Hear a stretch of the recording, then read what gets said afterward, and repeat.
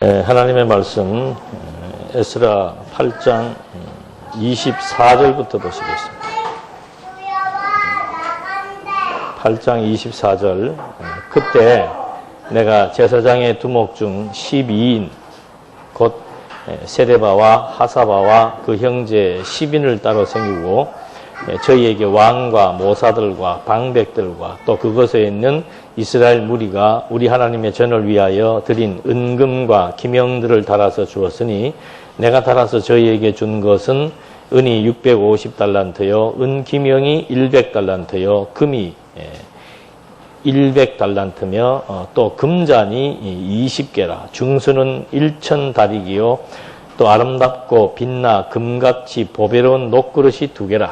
내가 저희에게 이르되 너희는 여호와께 거룩한 자요 이 기명들도 거룩하고 그 은과 금은 너희 열조의 하나님 여호와께 즐거이 드린 예물이니 너희는 예루살렘 여호와의 전 골방에 이르러 제사장의 두목들과 레위 사람들의 두목들과 이스라엘 족장 앞에서 이 기명을 달기까지 삼가 지키라. 이에 제사장들과 레위 사람들이 은과 금과 기명을 예루살렘 우리 하나님의 전으로 가져가려 하여 그 중수대로 받으니라. 하나님께서 이제 그 에스라를 통해서 에스라서는 이제 스룹바벨을 총독으로 해서 다시 본국으로 70년 만에 귀환합니다. 귀환해서 제일 먼저 하는 그 백성들의 작업이 성전을 재건하는 것이라 그랬습니다. 성전을 재건한다라고 하는 것에 대한 의미는 종교적 의미는 하나님과의 관계 회복입니다. 그러니까 이스라엘 백성들은 항상 하나님이 임재하신다는 것은 성전을 통해서 임재하신 거예요. 그래서 이스라엘 백성들이 하나님과의 이 소통이라고 하는 것은 구약시대 때는 성전을 중심으로 이루어졌기 때문에 성전을 재건한다는 것은 이스라엘 민족이 회복된다는 것에 대한 아주 직접적이고 또 근본적인 의미가 있습니다. 그리고 이스라엘 백성들이 이제는 모일 어떤 명분이 생긴 겁니다. 성전이 재건되게 되면은 항상 모이는 장소는 성전 중심으로 모이게 되어 있고 또 그리고 그 성전에서 늘 율법을 교육을 하기 때문에 백성들의 신앙들이 일깨워지게 되고 각성하게 되고 또 하나님의 말씀들을 통해서 다시 한번 하나님 중심으로 생각하고 또 그리고 이스라엘 백성들에 대한 일체성을 이 성전을 중심으로 모이면서 재확인하는 거죠. 우리가 신약시대 때 뭐 뜻분별, 영적 예배란 뭔가 하나님의 뜻을 분별하는 것이다. 그게 무슨 의미인가? 구약시대도 마찬가지예요. 성전이라고 하는 건물 자체가 중요한 것이 아니고 그 성전을 중심으로 모였을 때 이스라엘 백성들과 하나님과의 죄 문제가 해결이 되고 또 이스라엘 백성들에게 율법사들이 율법을 낭독함으로써 온 백성들의 생각의 관점이 하나님을 중심으로 모아진다는 거예요. 그게 일체감이에요. 그러니까 우리가 이렇게 뭐 생각은 다른데 여기 모여서 뭐 같이 이렇게 연대를 한다라고 해서 그것이 일체성이 유지되는 것이 아니고 생각이 같아야 되는 겁니다. 무엇에 의해서? 진리의 말씀에 의해서 하나님을 인정하고 수납하고 믿고 의지하는 그런 신중심의 생각이 일치가 돼야 된다라고 하는 거. 그래서 바울은 에베소서에서 아는 것과 믿는 것이 하나라고 하는 것을 강조하는 이유도 생각의 일치예요. 근데 참 문제는 똑같은 말씀을 듣고 똑같은 성경을 공부하면서도 또 각자 받아들이는 관점이 다르고 해석의 방향이 달라가지고 똑같은 성경 내용을 갖고도 이상하게 해석하는 경우들이 요즘에 와서 보면은 많이 발생들을 하는데 이것이 이제 뜻이 흐트러지고 일체성이 무너지게 되는 근본적인 요인이 되는 겁니다. 그래서 성경을 공부한다라고 하는 것은 내 개인에게도 중요하고 진리를 사수하기 위한 공동체, 그리스도의 지체들에게도 같은 생각과 같은 마음을 갖게 하기 위한 아주 중요한 수단이기 때문에 성경을 공부한다는 것은 우리 교회가 지향해야 될 가장 중요한 일이 될 수 있습니다. 그래서 백성들에게 성전을 건축하고 이제는 그 성전을 건축했으니까 그 성전에 있던 기명들 그런 것들을 다 이제 제자리에다 놔야 됩니다. 그래서 그 기명들을 간수하고 그것들을 보관하고 그것들을 그대로 다 제자리에 달게 하기 위해서 24명을 지금 뽑은 거예요. 아무나 이거 하는 거 아닙니다. 하나님의 성전에 이렇게 일을 한다라고 하는 것이 아무나 하는 것이 아니고 하나님께서 이제 지혜와 총명이 있는 자들을 통해서 성전을 건축한 것도 마찬가지고 또 성전을 재건하는 것도 성전의 기명을 운반하고 보관하고 관리하는 것도 이게 아무에게나 맡겨지는 것이 아니고 이제 각 레위 지파 제사장들의 그 두목들 그다음에 신임이 있는 신뢰감이 주어지는 신앙이 돈독한 사람들을 따로 세워가지고 그들에게 성전 기명들을 보관하게 한 거죠. 뭐 돈으로 친다면 지금으로 치면 한 2천억 정도 된다 그럽니다. 그러니까 그거를 아무한테나 맡길 수가 있겠습니까? 그거 맡길 수 없는 일이죠. 그래서 그런 것들을 이제 제사장 두목급들에게 금기명과 은기명을 위탁시켜 놓고 이제 에스라와 백성들이 성에 이르러 보물과 번제를 드리는 내용이 그 다음에 소개됩니다. 31절 정월 12일에 우리가 아하와 강을 떠나 예루살렘으로 갈새 우리 하나님의 손이 우리를 도우사 대적과 길에 매복한 자의 손에서 건지신지라. 이에 예루살렘에 이르러 거기서 3일을 유하고 제4일에 우리 하나님의 전에서 은과 금과 기명을 달아서 제사장 우리아의 아들 무레멧의 손에 붙이니 비느하스의 아들 엘르아살과 레위 사람 예수아의 아들 요사밧과 빈누이의 아들 노야다가 함께 있어 모든 것을 다 계수하고 달아보고 그 중수를 당장의 책에 기록하였느니라. 그러니까 이게 벌써 유대인들이 본국으로 돌아갈 때 성전의 기명, 수천억이 되는 성전의 기명을 운반한다는 소문은 당연히 옆으로 나가게 되어 있습니다. 뭐 세상에 비밀은 없어요. 어디에서든지 비밀은 없습니다. 다 소문이 나는데 벌써 그거 탐내고 그거 뺏어가려고 하는 사람이 한두 명이 아니겠죠. 그래서 상식적으로 얘기하면은 파사 왕에게 우리가 이 지금 귀중한 물건, 수천억짜리의 물건을 금품을 옮겨야 되는데 호위병을 좀 붙여달라고 건의할 수도 있지만 이제 벌써 70년의 포로 생활을 통해서 또 하나님의 약속대로 70년의 기한, 때가 차니까 이 백성들을 해방시켰다는 사실을 통해서 이스라엘 백성들은 야, 이거 정말 하나님이 여호와로 때가 되매 우리를 해방시키셨고 때가 되매 본국으로 귀환시키시고 하는 이 모든 절차와 과정 속에 하나님이 우리와 함께 하실 것이다라고 하는 확신, 그것 때문에 다른 병력, 호의에 대한 요청을 하지 않고 그냥 간 거죠.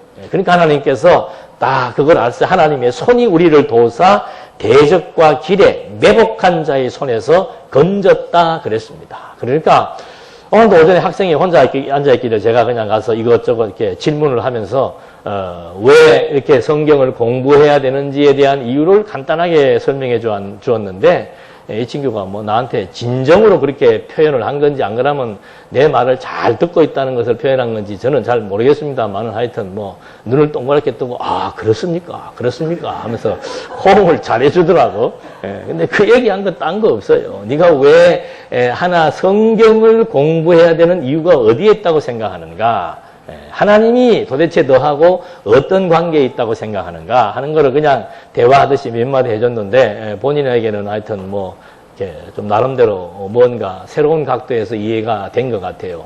그러니까 우리가 성경을 공부하는 이유는 학생한테 그랬어요. 너 성경 공부하는 게 다른 거 없다? 하나님을 네가 의지하는데 그 의지하는 것으로 말미암아 주어지는 여러 가지 많은 유익한 것이 지금 너한테 주어지고 있는데 그걸 네가 잘 모른다는 거 아니냐 이거지. 그리고 하나님이 너를 본다는 것 자체가 하나님의 이런 기쁨이다. 깜짝 놀래요. 하나님이 왜 나를 보는 게 기쁨일까? 뜬금맞지 않아요? 그것은 너희 부모님이 네가 공부를 잘하든 못하든 너 자체에 대해서 너를 보는 것 자체가 부모의 행복이고 기쁨인 것과 같이 하나님 앞에서의 우리라고 하는 존재도 그런 존재다라고 하면서 몇 마디를 해줬는데 그게 믿음이란 바로 그런 거예요. 뭐 대단한 게 아니고 정말 일상 속에서 정말 하나님이 이런 분이다라고 하는 것에 대한 확신, 나는 굶어 죽지 않는다. 뭐 이거 비굴하게 굴지 않아도 되고 그냥 원칙대로 정당하게 내 할 일 성실하게 해나간다는 것이 신앙인들의 신앙생활이죠. 어떤 위기 앞에서도 또 어떤 뭐 생각지도 않은 여러 가지 상황 앞에서도 두려워할 것도 없고 놀랄 것도 없고 정말 하나님에 대한 확신은 우리 심령에 안정감을 준다라고 하는 거. 그래서 지금 백성들이 이거 그냥 하루아침에 얻은 거 아닙니다. 엄청난 수업료예요. 한 국가를 다 파괴시키는 그 돈이 얼만큼 들겠습니까? 그렇게 어마무시하게 세워놓았던 모든 건물들, 그 다음에 교육시켜 놓았던 사람, 인재들, 그거 다 죽습니다. 건물 다 파괴되고, 성전 지을 때 얼마나 많은 돈이 투자가 되었습니까? 그 성전이 하루아침에 다 파괴되고, 70년 동안 하나님께서 산교육을 시키는 거예요. 모든 걸 다 무너지게 했습니다. 그래서 이 선지서의 내용이 그거 아니에요? 헐어버리고, 세우시고, 때리고, 싸매시고, 흩어버리고, 다시 모으시고, 그것이 하나님의 교육 방법입니다. 그 일을 위해서 경제 논리로 환산하면은 정말 수조 원의 자금을 하나님께서 투자하신 거예요. 그리고 얻은 것이 뭔가? 하나예요, 하나. 예? 엄청난 2천억이 되는 그 금품을 가지고 본국으로 돌아올 때 다른 호위병을 요청하지 않게 하기 위해서 그게 신앙이에요. 그 신앙 하나 하나님께서 남겨주려고 수천억 조가 투자가 되어가지고 70년의 기간 동안 백성들이 교육을 받은 거죠. 맞아. 하나님이 하시지. 나의 삶을 하나님이 인도하시지. 어떻게? 나와 함께 해서 하나님의 기쁘신 뜻을 따라 인도하신다라고 하는 것에 대한 확신. 그것 때문에 지금 이렇게 이들이 하나님을 의지하면서 이런 그런 믿음으로 걸어갔을 때 매복한 자의 손에서 하나님께서 건지셨고, 하나님의 전에서 은과 금과 기명을 달아서 이렇게 제사장들에게 다 달아보게, 정확하게, 하나님은 정확합니다. 가져갔을 때의 물품의 분량, 그 다음에 개수, 다시 찾았을 때의 분량과 개수 다 저울에 달아가지고 정말 변함 없이 하나님의 그 뜻이 이렇게 그대로 이루어진다는 사실을 또 책에다가 기록하게까지 해서 하나님이 손실 없게 인수인계해 나가시는 하나님의 섭리 역사. 그래서 우리가 이렇게 크게 신경 안 쓰고 사는 거예요. 순간 손해보는 것 같고 순간 안 되는 것 같지만은 하나님이 그 치수까지 다 기억하고 측량한 것 기억하고 계신다 이 말입니다.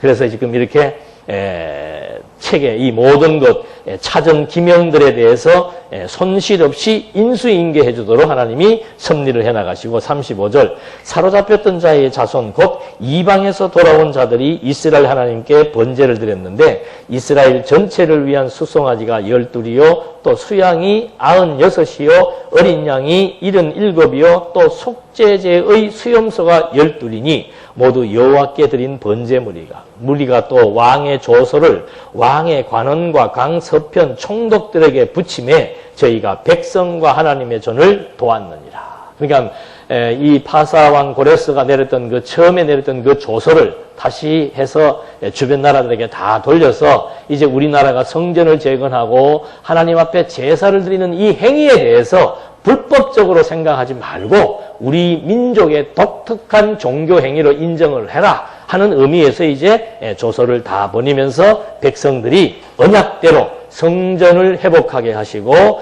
제사장 에스라를 보내어가지고 제사를 회복시켜 나가시는 하나님의 섭리 역사. 그러니까 이게 그냥 이렇게 돼가지고는 몰라요, 진가를. 그러니까 이스라엘 백성들이 이게 지금 솔로몬 때 성전을 건축했잖아요. 얼마나 다윗은 성전을 건축하고 싶어 했습니까? 근데 하나님께서 이렇게 아무에게나 성전 건축을 맡기는 것도 아니라고 그랬죠. 여건이 돼도 다윗은 못 짓습니다. 왜? 너무도 전쟁터에서 피를 많이 흘렸기 때문에 그 부정한 손으로 하나님의 거룩한 전을 지을 수 없다라고 말씀하시는 거죠.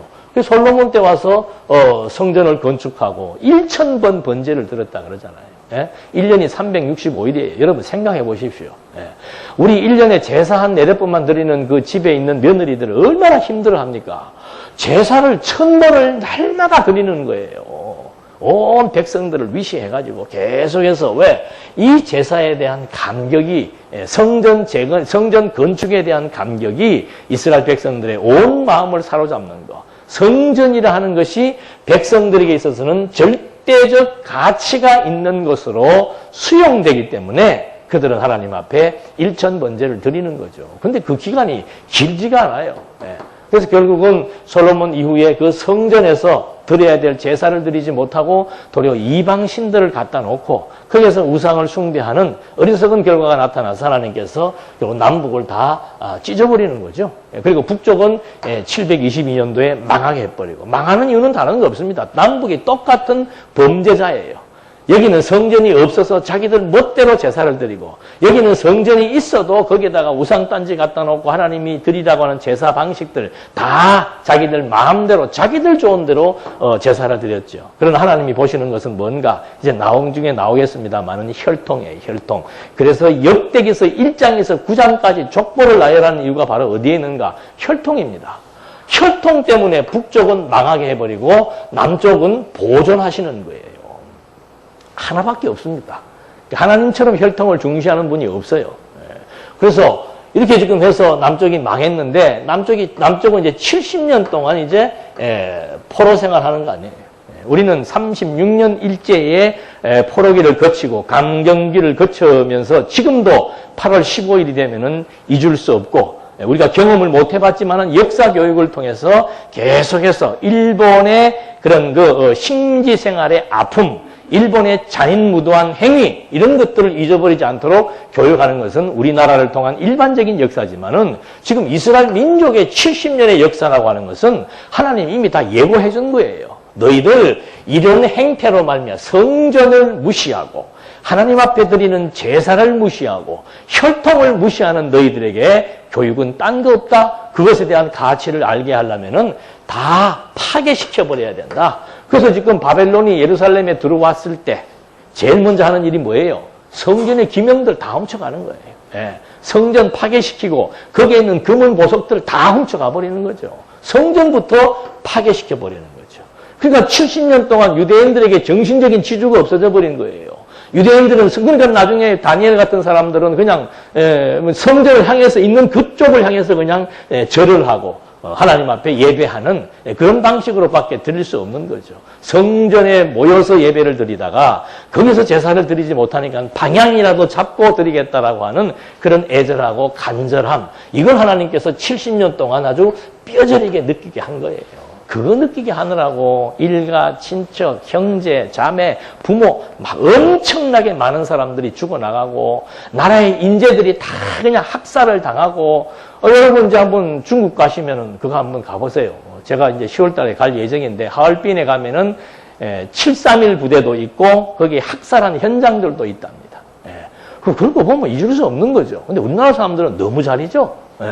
유대인들은 지금도 잊지 않고 지금도 나치 수용소 그대로 보존하고 있다 그러잖아요. 그거를 잊지 않는 것은 바로 뭔가? 유대인들에게 있어서 그것을 잊지 않는 것은 여호와에 대한 신사상 때문에 그런 거예요. 하나님이 우리에게 언약했고 우리는 하나님의 선민이다. 여호와의 선민이다. 그 자긍심이 그들에게 주어졌던 치욕과 고난과 고통의 의미를 알고 절대 잊어버리지 않는 거죠. 그러니까 이것도 마찬가지예요. 70년 세월, 여기에서 400년 애굽의 종살이, 70년 포로 생활, 유대인들에게는 잊을 수 없는 가장 충격적인 사건입니다. 70년 동안 포로 생활할 때 이때 선지자들이 제일 많이 활동한 거 아니에요. 예? 포로 생활하기 직전 계속해서 선지자, 너희들 지금 포로로 잡혀간다. 또 포로 생활할 때는 걱정하지 마라. 70년 동안만 참자. 하나님이 70년의 기간을 우리에게 혹독한 교육적 의미로서 우리에게 허락한 것이다. 모든 것이 산산이 다 부서져 버리잖아요.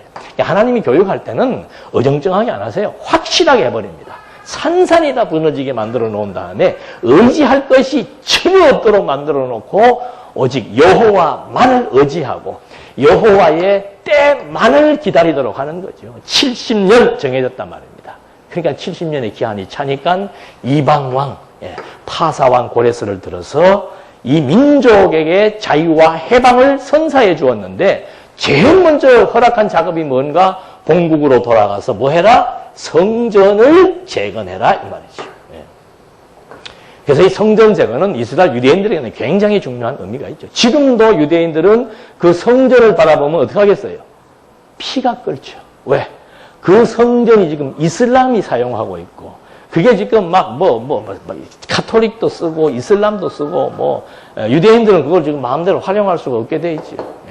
그러니까 그거 볼 때마다 유대인들이 뭐 이를 악물 수밖에 없고 그 동네는 전쟁을 치를 수밖에 없어요. 역사적으로.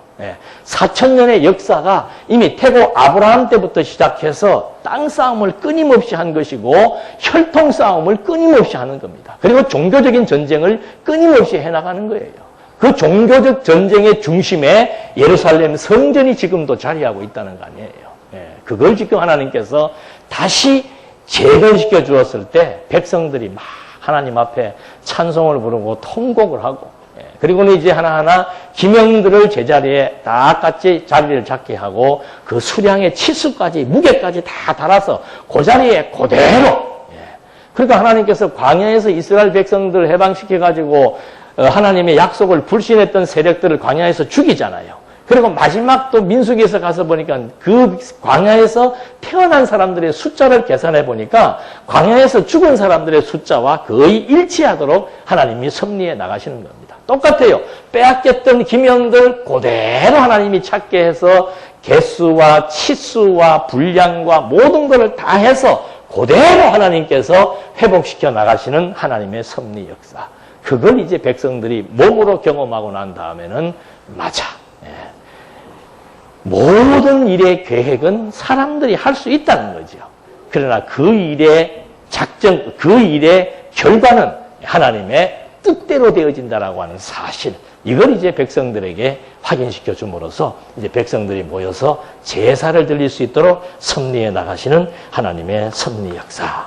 이렇게 이제 하나님께서 성전 재건, 그러니까 에스라는 성전 재건이고 느헤미야는 성곽 수축이에요. 이때는 성벽이 어느 사람들 도시에 사는 그 성벽이 있는데 그 성벽들을 다시 이제 수축하면서 계획을 하는데 지금 에스라서는 성전을 재건하면서 무슨 계획을 하는가? 혈통 보존 개혁을 실시하게 되는 겁니다. 그래서 지금 이제 9장, 10장이 이제 마지막인데 레위 자손들에 대한 성별 작업을 실시하고 있는 거죠. 그러니까 여러분 이스라엘 백성들 애굽에서 종살이 하다가 해방시켜서 광야로 데리고 나왔을 때 하나님이 하시는 일이 뭐예요? 내가 거룩하니 너희도 거룩하게 내가 만들 것이다 해서 이스라엘 백성들을 성별하게 하시는 규례를 준 것이 레위기서예요. 그리고 여기도 마찬가지입니다. 70년 포로 생활하면서 이제 이 백성들을 끄집어냈기 때문에 70년 포로 생활하면서 이들이 자폰을 한 거예요. 자폰. 뭐 다른 지파들은 상관없는데 이 레위 지파, 제사를 드려야 되는 레위 지파, 제사장 지파들이 자폰을 했기 때문에 온전한 제사를 드릴 수가 없는 거죠. 구약시대 때는 제사를 드리기 직전에 꼭 모욕을 시키고 깨끗한 상태에서 옷을 갈아입힙니다. 그러니까 구약시대 때 백성을 거룩하게 하는 방법 중에 하나는 모욕을 시키는 거예요. 그래서 몸을 깨끗하게 만들어 놓고는 깨끗하고 거룩한 상태에서 하나님 앞에 제사를 드려야 되는데 이 지금 자포는 모욕으로 해결이 안 된단 말입니다. 혈통을 보존해야 될 레위 지파 사람들이 자폰을 했기 때문에 이거는 모욕으로 씻겨지는 게 아니고 이건 자폰에 대한 문제를 해결을 해야 되는 거예요. 그래서 지금 이제 9장과 10장에서는 레위 자손들의 성별이 나오는데 9장 1절로부터 보시겠습니다. 이후에 방백들이 내게 나와 가로되 이스라엘 백성과 제사장들과 레위 사람들이 이 땅 백성과 떠나지 아니하고 가나안 사람과 헷 사람과 브리스 사람과 여부스 사람과 암몬 사람과 모압 사람과 애굽 사람과 아모리 사람의 가증한 일을 행하여 그들의 딸들을 취하여 아내와 며느리를 삼아 거룩한 자손으로 이방 족속과 서로 섞이게 하는데 방백들과 두목들이 이 죄에 더욱 으뜸이 되었다 하는지라. 내가 이 일을 듣고 속옷과 겉옷을 찢고 머리털과 수염을 뜯으며 기가 막혀 앉으니 이에 이스라엘 하나님의 말씀을 인하여 떠는 자가 이 사로잡혔던 자의 죄를 인하여 다 내게로 모여오더라. 내가 저녁 제사 드릴 때까지 기가 막혀 앉았더니 저녁 제사를 드릴 때 내가 근심 중에 일어나서 속옷과 겉옷을 찢은 대로 무릎을 꿇고 나의 하나님 여호와를 향하여 손을 들고 말하기를 나의 하나님이여 내가 부끄러워 낯이 뜨뜻하여 감히 하나님을 향하여 얼굴을 듣지 못하오니 이는 우리 죄악이 많아 정수리에 넘치고 우리 허물이 커서 하늘에 미침이니이다. 이거 앞장서 있는 지도자들이 먼저 자판을 해가지고는 이게 완전히 혼혈족들이 생겨버린 거예요. 혈통이라고 하는 것이 왜 중요한가? 여러분, 창세 전부터 혈통은 이미 확정된 겁니다. 그리스도의 뭐예요? 씨 아니에요, 씨. 이 씨는 굉장히 구약에서 중요하다 그랬습니다. 그래서 아담을 창조해놓고도 하나님의 형상 따라 창조한 거예요. 거기 하나님의 생기, 씨를 불어넣은 거란 말입니다. 그런데 타락을 해가지고 무슨 사건이 벌어졌는가? 가인과 아벨이 등장하는데 가인이 누구를 죽여요? 아벨을 죽이잖아요. 그런데 거기서부터 하나님의 씨 사상은 그대로 반영되기 시작하는 겁니다. 그게 신학적으로 선택과 유기예요. 예.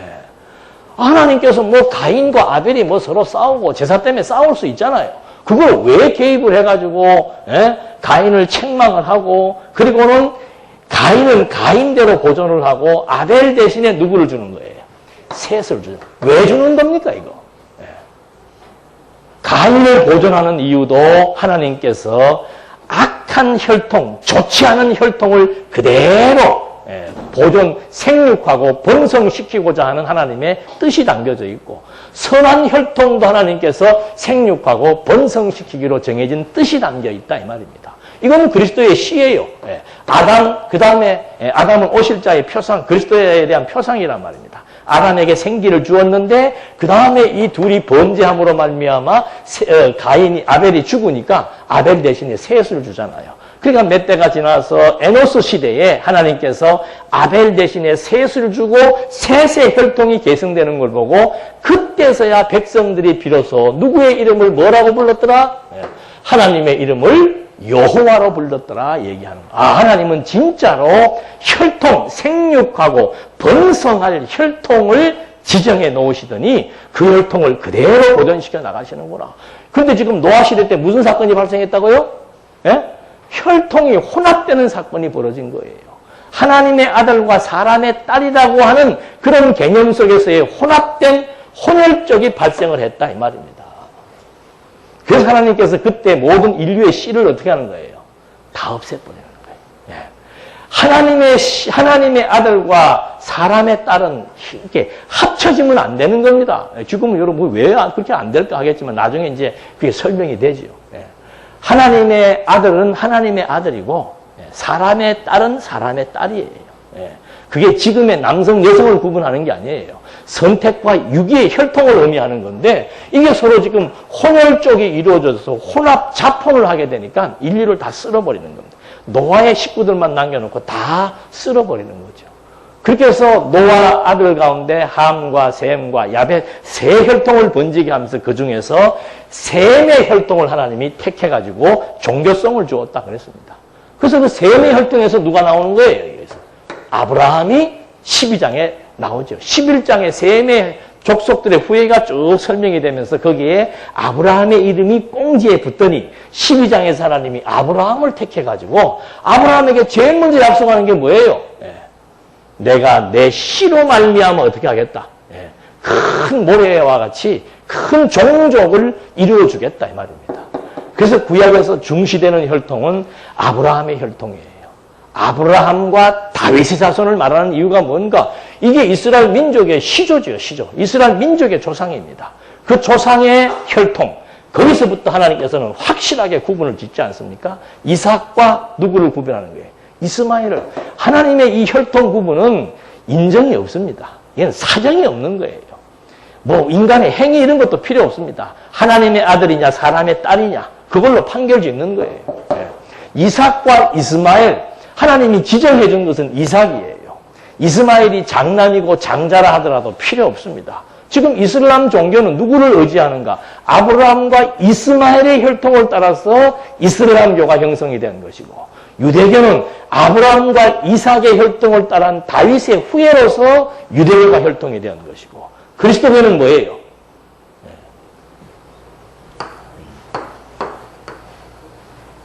그래서 이 혈통을 쭉 따라오면서 남북이 분열되어지고 남쪽의 왕조를 보존하는 다윗 왕조의 보존의 역사가 역대기서라고 그랬잖아요. 그래서 역대기서 1장에서 9장까지가 이 종족들의 족보를 쫙 나열하고 있다 이 말입니다. 중간에 룻기서에서 또 한 번 뭐가 끊어져요? 유다 지파에게서 그 혈통 하나가 끊어지는 그걸 하나님이 지금 이어나가잖아요. 그 이유가 바로 뭔가? 혈통이에요, 혈통.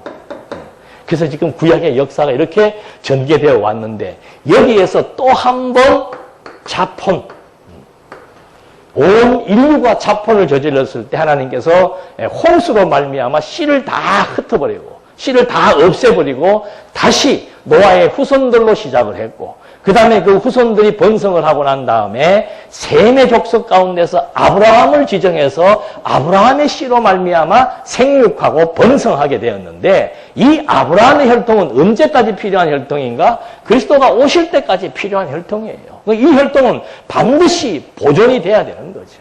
더군다나 지도자들의 혈통들이 완전히 자폰을 저질렀을 때는 자폰 자체가 문제가 아니고 이미 피가 잘못 섞여 있다는 그것은 이미 유전인자가 달라진다는 것이고 유전인자가 달라진다는 것은 이미 생물학적으로 씨가 달라졌다는 얘기예요.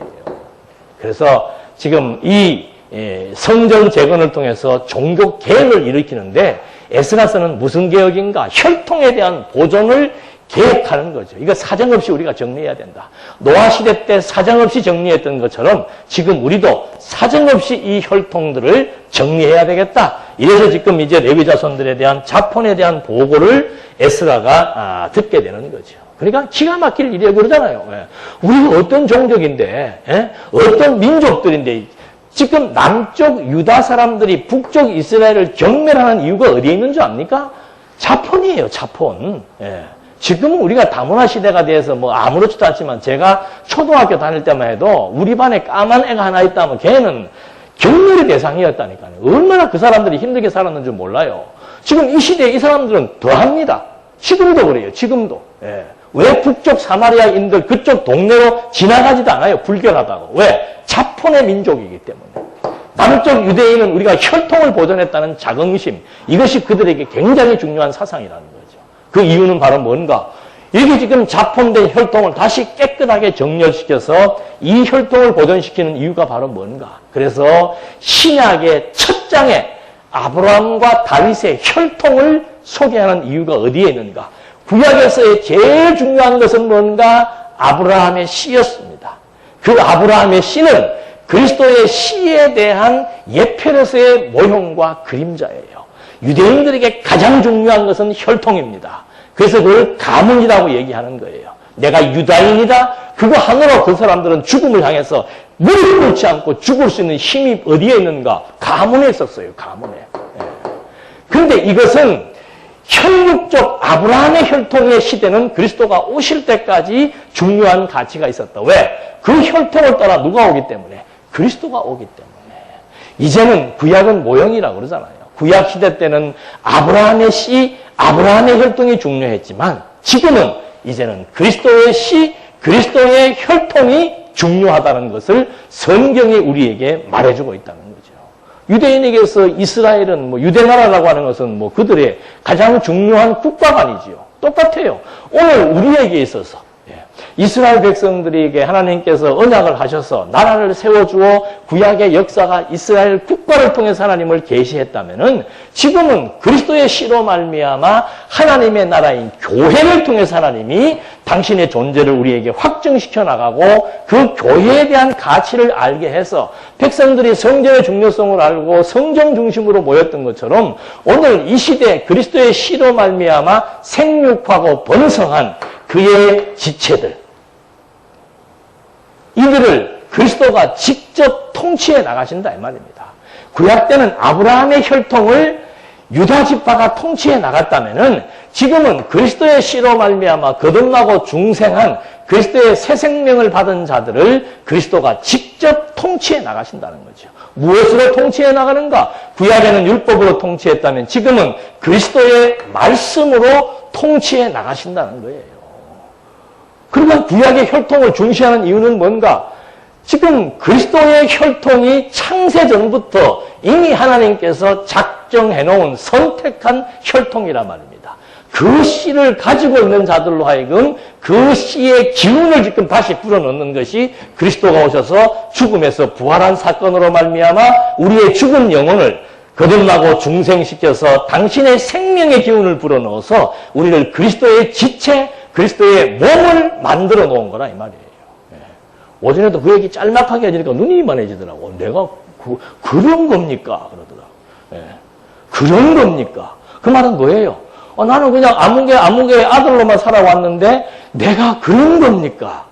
예. 우리도 그 감동이 없으면은 재미가 없는 거예요. 왜? 내 존재 가치를 지금 찾을 데가 없는데 기껏 해봐야 세상 사람들은 자기의 존재감을 어디에서 찾습니까? 얼마나 큰 집이냐? 얼마나 좋은 차냐? 얼마나 많은 돈이냐? 그것 가지고 의시되는 거 아니에요. 그것 갖고 존재감 찾는 거 아니에요. 그건 누가 알아줘야 찾는 거지. 요새는 별로 요새는 거의가 외제차예요.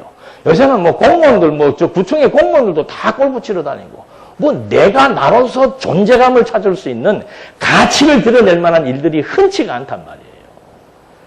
그런 것이 세속적 가치지요. 내가 하나님의 백성이 되었다. 내 아버지가 누구이다. 내가 누구의 자녀이다. 그게 자신의 정체성 아닙니까? 내 아버지 이름 석자를 대면서 누구의 내가 아들이라고 했을 때 그 아버지에 대한 위상과 그 아버지에 대한 그 정체성에 따라서 아들의 위치와 신분이 달라지는 것처럼 오늘 우리가 가지고 있는 나의 유전인자, 내 아버지가 누구인가, 그걸 확실하게 알고 지낸다는 것은 이건 세상을 바라보는 눈이 달라지는 것이고 내가 정말 무엇을 위해 어떻게 살아야 될 것인 분명한 인생관이 확실하게 설정하게 되어 있다는 거죠.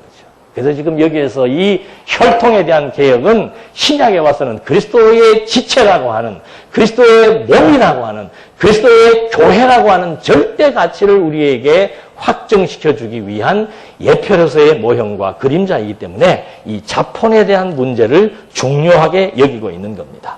7절로 9절 은혜를 베풀어 주신 섭리를 들어 하나님께 회개하게 하는 겁니다. 7절에 우리의 열조 때로부터 오늘까지 우리 죄가 심함에 우리의 죄악으로 인하여 우리와 우리 왕들과 우리 제사장들을 열방 왕들의 손에 붙이사 칼에 죽으며 사로잡히며 노락을 당하며 얼굴을 부끄럽게 하심이 오늘날 같으니이다. 이제 우리 하나님 여호와께서 우리에게 잠깐 은혜를 베푸사 얼마를 남겨두어 피하게 하신 우리를 그 거룩한 처소에 박힌 못과 같게 하시고 우리 눈을 밝히사 우리로 종노릇 하는 중에 조금 소송하게 하셨나이다. 우리가 비록 노예가 되었사오나 우리 하나님이 우리를 그 복역하는 중에 버리지 아니하시고 바사 열왕 앞에서 우리로 긍휼히 여김을 입고 소송하여 우리 하나님의 전을 세우게 하시며 그 퇴락한 것을 수리하게 하시며 유다와 예루살렘에서 우리에게 울을 주셨나이다. 우리에게 울타리를 주어가지고 그 울타리는 직접적인 울타리는 페르시아지만은 근본적인 울타리는 하나님의 은혜지요. 하나님께서 우리를 사랑하사 우리에게 은총을 주셔서 여기에서 남겨지게 하셨고 돌아오게 하셨고 성전을 재건하게 하셨습니다. 그런데 우리가 지금 이렇게 엄청난 죄가를 지금 가지고 있습니다 하면서 하나님 앞에 주신 은혜와 더불어 회개하는 내용을 담고 있습니다. 10절로 15절 계명을 배반하고 가증한 일을 행한 백성들의 죄를 회개하는 것이 10절로부터 나오죠. 우리 하나님이여 이렇게 하신 후에도 우리가 주의 계명을 배반하였사오니 이제 무슨 말씀을 하오리까? 전에 주께서 주의 종 선지자들로 명하여 이르시되 너희가 가서 얻으려 하는 땅은 더러운 땅이니 이는 이방 백성들을 더럽고 가증한 일을 행하여 이 가에서 저가까지 그 더러움으로 채웠습니다. 그런즉 너희 여자들을 저희 아들들에게 주지 말고 저희 딸을 너희 아들을 위하여 데려오지 말며 그들을 위하여 평강과 형통을 영영히 구하지 말라. 그리하면 너희가 왕성하여 그 땅의 아름다운 것을 먹으며 그 땅을 자손에게 유전하여 영원한 기업을 삼게 되리라 하셨나이다. 우리의 악한 행실과 큰 죄로 인하여 이 모든 일을 당하였사오니 우리 하나님이 우리 죄악보다 형벌을 경하게 하시고 이만큼 백성을 남겨주었사오니 우리가 어찌 다시 주의 계명을 거역하고 가증한 일을 행하는 족속들과 연원하오리까? 그러하오면 주께서 어찌 진노하사 우리를 멸하시고 남아 피할 자가 없도록 하시지 아니하시리이까? 이스라엘 하나님 여호와여 주는 의롭소이다.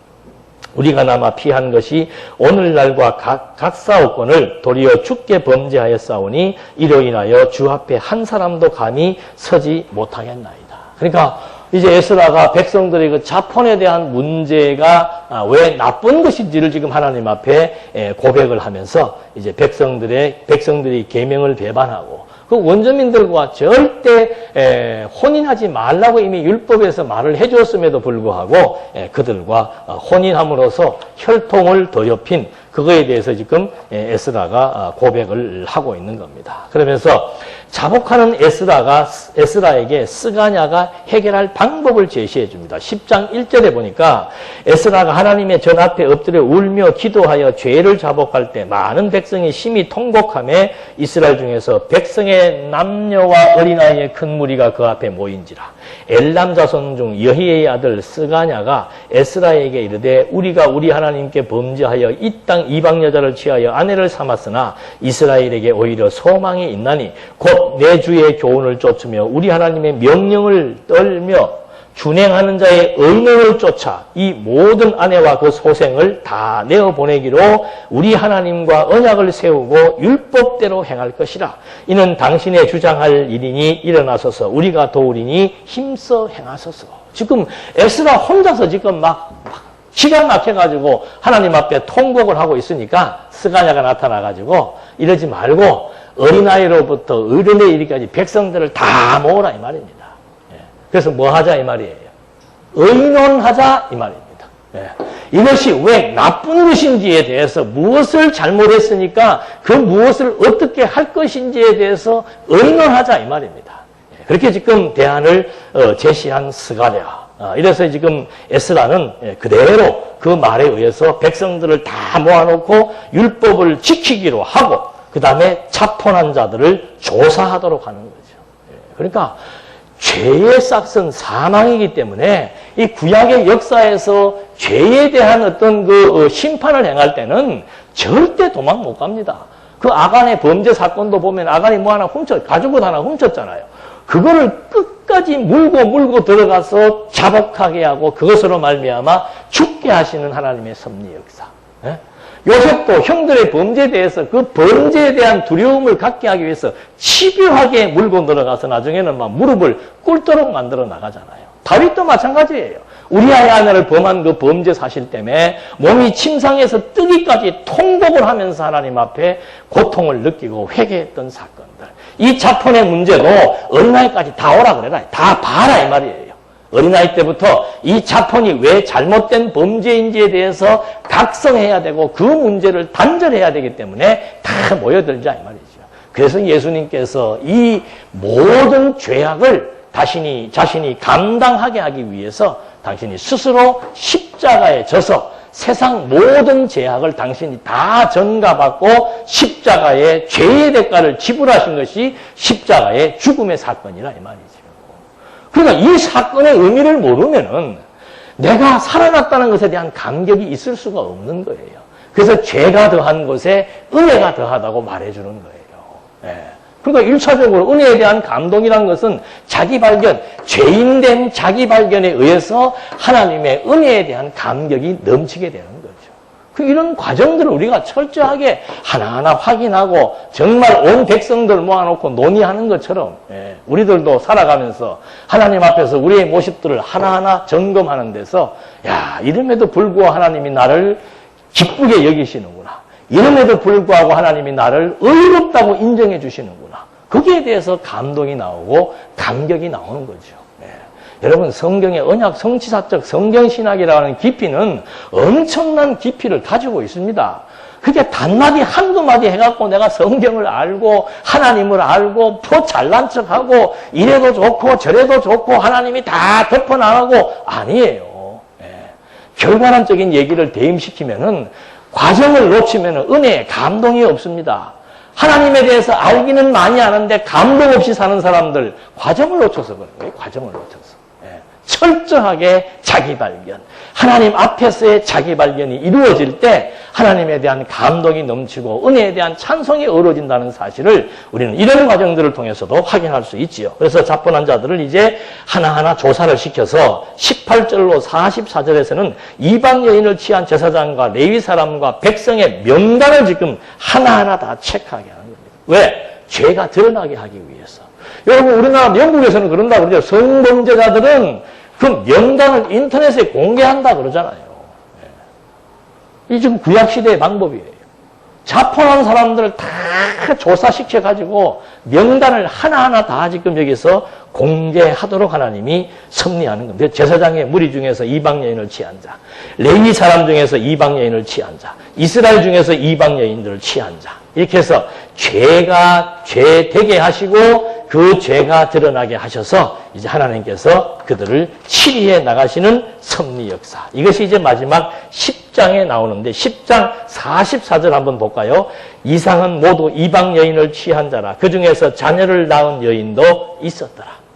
그러니까 이걸 이제 하나님께서 다 제거하고 쫓아보내겠다는 이것이 에스라를 통해서 일으킨 혈통 보존을 위한 개혁의 사건이 이제 에스라서 후반부에 소개가 되고 있는 거죠. 여러분, 신부가 신랑을 두고 다른 생각을 하는 것을 우리는 간음이라고 합니다. 똑같아요.